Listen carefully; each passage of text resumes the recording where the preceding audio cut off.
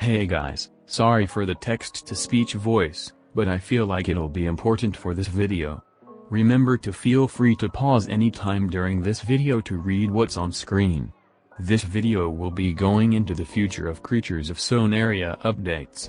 First we'll be starting with gameplay features, then moving to developer creatures, future creatures / gakas and etc. Then, at last, my final thoughts. To start off with what'll be new for gameplay features, I think it'd be nice to mention a possible food revamp. Judging by the development pictures Edda has been showing us, I believe that a food revamp is soon to come, but keep in mind nothing is yet to be confirmed. I believe the food revamp will fix food spawns and possibly make bushes less common and make meat give less food value. Stuff that'll prevent you from getting to full hunger from a tier 1 corpse or relying on the same piece of meat for long periods of time.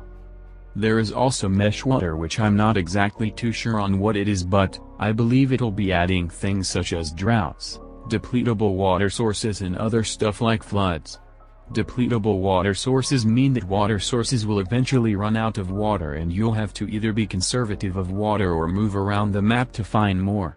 This'll hopefully prevent crowding at desert oasis and encourage people to move around the map. Droughts will also probably do the same, but probably won't affect the oceans, so being on the other end of a drought certainly won't be pleasant. As I'm sure you all know, there is currently an eldering system in-game, but something I think a lot of you don't know is that there will actually be a rebirthing system added in-game. Now yes, I know what you're thinking. Is this just going to become another simulator game on Roblox? And I can assure you that it won't. Rebirths will have a limit to them, the proposed limit to it being 5 rebirths per stored. Once you rebirth, you gain a slight boost in stats and increased growth time. You are then reset back to age 0. Rebirthing won't reset your glimmer, and I believe mutations won't be reset either.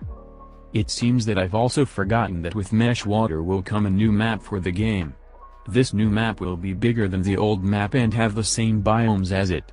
From my understanding, this might take a while to be made, but overall is a pretty exciting thing to think about. Seeing how we're talking about mesh water and a new map, I should also probably bring up the aquatic update.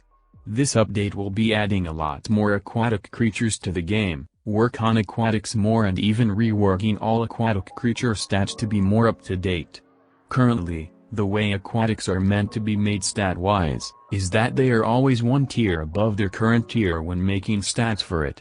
I know this sounds confusing, but if there was a tier 3 aquatic, it'd have stats on the same tier as a tier 4 land creature. Meaning that a lot of the old aquatic stats are severely outdated.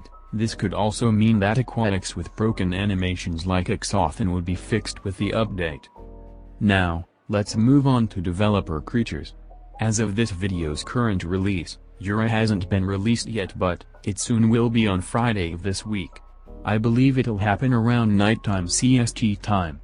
Sarhingaro should also be releasing soon, not on Friday but somewhere within August, I think, due to delays with its model and etc. Sar has also been said to get an ability called Gamma Beam or something similar to that. Information on it can be found on the wiki.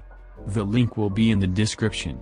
I should also mention that dev creatures price scale on their tier, so if Yura is a tier 4, which it is, it'll cost 400 Robux. Sarhingaro is a tier 5, so it'll cost 500 Robux. We've reached the topic of future gakas for creatures of Sonaria, creatures. Not mentioned there would be a galaxy gaka added to the game. From my understanding, it's a permanent gaka that will have a fun, interesting mission to unlock it. As for what is inside the gaka, I'm really not sure. I also remember Arithia talking about a creature/creatures in the game where it's physically impossible to get a hold of a species. By that I mean you can only have storeds of them. The same applies to the majority of developers in other high-ranking roles. Remember, this is just speculation, so it isn't 100% confirmed and was just said by Arithia during a stream, so she could have changed her mind. I also wanted to mention that all event creatures such as Jotun, Boreal, and other wardens will return in the gaka for each of their respective events. But with them come new creatures too. Alongside the first 2 event creatures of an event, 2 more should also be added. Unfortunately, The wardens will be the same throughout each event, but they'll likely become harder and harder to get in order to preserve rarity. It is now the end of the video. As for my thoughts on all of this, I think it's wonderful and I can't wait for these updates, and as a Creatures of Sonaria content creator, I am excited to cover more information on these new updates and what's to come for the game. Peace out, and see you next time.